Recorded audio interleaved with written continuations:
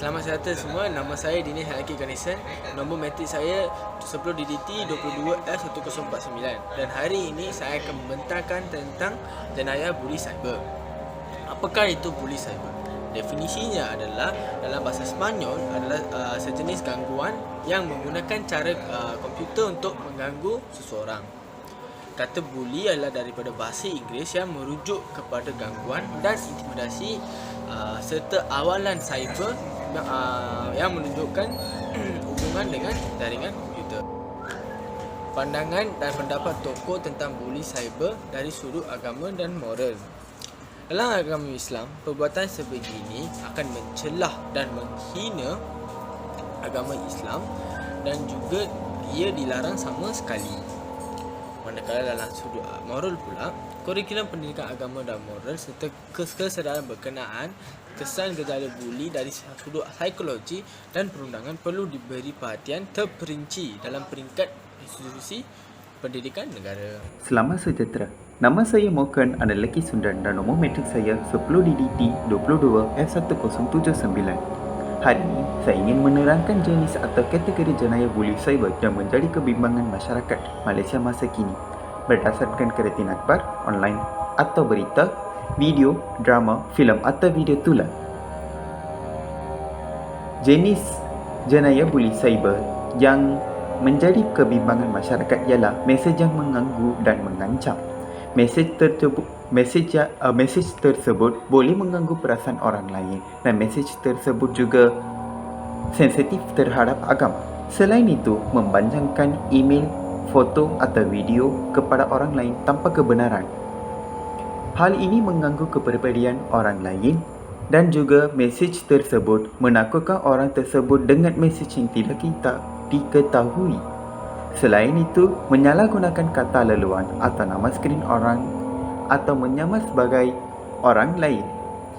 Kalau pengguna sosial media terbuka link yang tetap terpapar di laman-laman bukan rasmi, sesiapa yang mengodam laman tersebut akan mencuri maklumat tersebut.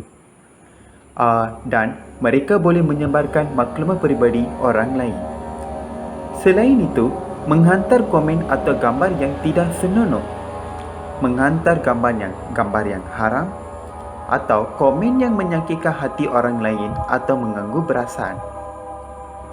Seterusnya, sexting dikenali tindakan menghantar gambar, mesej atau video berunsurkan seksual menggunakan sosial media, seperti memuat naik gambar atau video yang berunsur seksual di sosial media. Seterusnya, yang akhir sekali, memulaukan individu tertentu daripada sesuatu kumpulan internet dengan sengaja. Membuli seorang individu dengan menggunakan kata-kata kesat atau ejekan badan sehingga dia mengalami gangguan emosi dan mental. Hal ini selalunya berlaku dalam grup WhatsApp atau Instagram ataupun Facebook. Terima kasih. Salam sejahtera. Nama saya ialah Tamin dan Halaki Kunalen dan nombor pendaftaran saya ialah 10 DDT 22F1076. Soalan C. Huraikan 4 faktor yang menyebabkan seseorang individu melibatkan diri dalam jenayah buli cyber. Antara faktor yang menyebabkan individu melibatkan diri dalam jenayah buli cyber ialah kerana ketidakpuasan hati seseorang terhadap individu tertentu. Biasanya, pembuli cyber ini tidak berpuas hati dengan penampilan, kemewahan dan perilaku yang terdapat pada diri mangsa tersebut. Hal ini menyebabkan mereka membuli mangsa di dalam alam maya melalui media sosial. Mereka berani berbuat demikian kerana identiti mereka suka untuk diketahui, tambahan pula dengan keupayaan internet yang tanpa sepadan pada zaman kini. Selain itu, buli cyber juga berlaku disebabkan oleh kurang penghayatan nilai-nilai agama. Biasanya, pembuli cyber ini mempunyai penghayatan yang rendah terhadap nilai-nilai agama. Hal ini menyebabkan mereka tidak dapat membezakan perkara yang baik dan buruk. Mereka menganggap perbuatan mengaibkan, menghina, memfitnah dan memalukan orang lain di media sosial adalah perkara yang betul. Mereka tidak mengetahui bahawa perbuatan-perbuatan sebegini sangat ditegah dalam agama. Dengan ini, mereka akan terus mencederakan mental dan emosi mangsa tanpa rasa bersalah. Seterusnya, Faktor yang ketiga ialah kerana kurangnya ilmu pengetahuan mengenai penggunaan internet. Buli cyber juga boleh berlaku kerana individu yang ingin berseronok dan bergurau senda di media sosial. Terdapat individu-individu di media sosial yang bergurau dengan menggunakan perkataan-perkataan yang tidak sepatutnya digunakan, seperti kata-kata lucah dan perkataan berbau serta fitnah dan hasutan. Akhir sekali, kurangnya pemantauan ibu bapa terhadap penggunaan internet oleh anak-anak juga merupakan salah satu faktor yang boleh menyebabkan seseorang individu melibatkan diri dalam jenayah buli cyber. Hal ini dikatakan demikian kerana ibu bapa pada masa kini terlalu sibuk dengan kerja masing-masing untuk mencari harta dunia sehingga lupa memberikan perhatian terhadap anak-anak mereka, terutamanya dalam penggunaan internet. Itu sahaja daripada saya. Seterusnya saya serahkan kepada saudara Kavit. Terima kasih. Uraikan 4 kesan atau implikasi buruk jenayah buli cyber kepada diri, keluarga, masyarakat dan negara. Yang pertama ialah menjatuhkan maruah seseorang dan anggota keluarga mangsa. Buli cyber akan melakukan perbuatan-perbuatan yang boleh menjatuhkan maruah dan memalukan seseorang. Yang kedua ialah menyebabkan mangsa tertekan. Hal ini disebabkan oleh perbuatan buli yang dilakukan oleh pembuli cyber.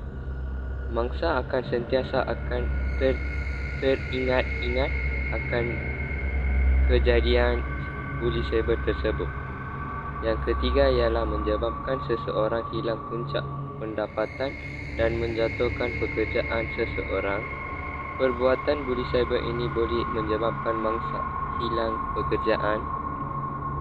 Yang keempat ialah menyebabkan seseorang akan melakukan tindakan pembunuh diri. Mangsa yang dibuli di alam maya ini biasanya akan menghadapi tekanan mental dan sangat kritikal. Selamat sejahtera kepada Tuan. Nama saya Dinesh Nalakija Grison dari kelas DDT 1B. Nombor matrik saya adalah 10 DDT 22F1054. Tajuk projek yang dipilih oleh kumpulan saya adalah jenayah buli cyber semakin meningkat dan membimbangkan. Jika tidak dibendung, ia akan menjadi ancaman kepada diri dan masyarakat. Hari ini, saya ingin menerangkan tentang langkah-langkah mengatasi jenayah buli cyber dari pihak diri sendiri, keluarga, masyarakat dan negara. Antara langkah mengatasi jenayah buli cyber dalam negara kita adalah penggunaan kata laluan yang susah. Sebagai diri sendiri, kita mestilah menggunakan kata laluan yang susah. Kita perlulah mengetatkan keselamatan dan privasi akaun sendiri. Dan kita juga patutlah tidak berkongsi kata laluan yang digunakan kepada sesiapa sahaja. Hal ini, orang lain tidak mudah akses akaun kita. Ianya juga dapat menjaga maklumat akaun dari tersebar. Selain itu, pemantauan perbuatan anak-anak mereka semasa menggunakan gadget adalah salah satu langkah mengatasi jenayah buli cyber di negara kita. Sebagai ahli keluarga, pihak ibu bapa perlulah memantau perbuatan anak-anak semasa menggunakan telefon bimbit. Ibu bapa juga perlu menyemak telefon anak-anak. Ibu bapa mestilah memberikan pendedahan tentang teknik yang betul menggunakan gadget kepada anak-anak. Hal ini, ibu bapa dapat memastikan anak-anak mereka tidak terjebak dengan kegiatan tidak memoral dan sentiasa peka dengan aktiviti dilakukan oleh anak-anak mereka. Ibu bapa perlu mempunyai pendekatan mengetahui kegiatan anak-anak di belakang mereka, termasuk menyiasat sendiri jika ada khabar angin mengatakan anak-anak mereka terlibat dengan perkara yang tidak. Tambahan pula, langkah seterusnya adalah memberikan ceramah kepada murid-murid tentang jenayah buli cyber. Dari segi pengetahuan masyarakat, Kelab ICT di sekolah perlu menganjurkan ceramah kepada pelajar-pelajar tentang jenayah buli cyber. Para guru juga patut memberikan pendedahan bahaya buli cyber kepada murid-murid. Hal ini, pelajar mendapat pendedahan awal tentang cara yang betul menggunakan ICT ataupun komputer. Pihak kelab juga boleh mengajak orang luar memberikan ceramah atau pendedahan awal tentang jenayah buli cyber di sekolah. Akhir sekali, langkah mengatasi jenayah buli cyber di negara kita adalah kesedaran melalui kempen dan pihak kerajaan mestilah memberikan kesedaran tentang jenayah buli cyber kepada masyarakat pada masa ini. Pihak kerajaan juga perlulah menyebarkan maklumat mengenai jenayah buli cyber melalui iklan, surat khabar dan majalah. Ini bertujuan untuk meningkatkan kesedaran kepada pengguna dan menekankan etika berkomputer yang betul seperti menghormati pendapat dan privasi orang lain dalam media sosial. Dengan cara ini, kes buli cyber di negara kita dapat dicegah dan dihentikan. Slide ini merujuk kepada isu semasa berkaitan dengan jenayah buli cyber di negara kita. Sumber-sumber akhbar ini dipetik daripada berita. Buli cyber merupakan ancaman cyber ketiga terbesar di Malaysia sejurus selepas penipuan dan pemadaman atas talian. Ini menyebabkan ramai mangsa tidak dapat mengawal emosi dan mereka cenderung bunuh diri. Kes-kes berkaitan dengan jenayah buli cyber ini menjejaskan bahawa buli cyber di negara ini berada pada tahap serius ketiga ini dan masyarakat perlu berhati-hati menggunakan media sosial untuk menggunakan jenayah buli cyber. Ancaman buli cyber merupakan masalah yang sering dihadapi oleh para pengguna komputer pada masa kini, memandangkan kebanyakan komputer mempunyai sambungan pada rangkaian internet yang menghubungkan berjuta-juta komputer di seluruh dunia serta bersifat umum. Pelbagai langkah harus dilaksanakan oleh setiap pihak bagi mengatasi kes-kes jenayah cyberbully yang berlaku pada masa ini.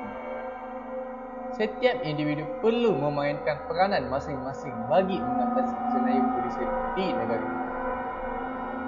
Terima kasih tuan.